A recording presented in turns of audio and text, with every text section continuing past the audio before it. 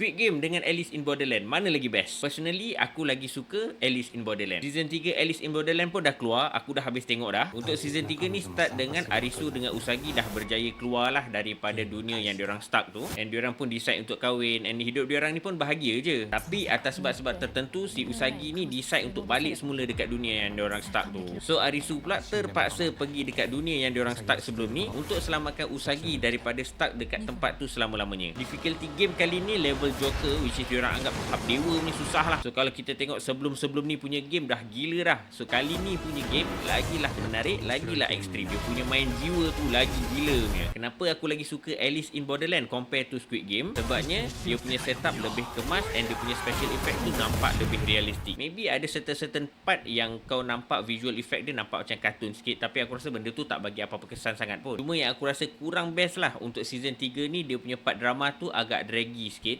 membuatkan dia punya part tense tu hilang. And satu lagi yang aku rasa tak berapa nak menarik, dia punya plot tu agak predictable kali ni. Tapi secara overall aku still enjoy layan cerita ni sebabnya dia punya game-game tu memang gila. Kalau korang belum pernah tengok cerita Alice in Borderland and korang nak aku review cerita ni tanpa aku spoil, komen kat bawah.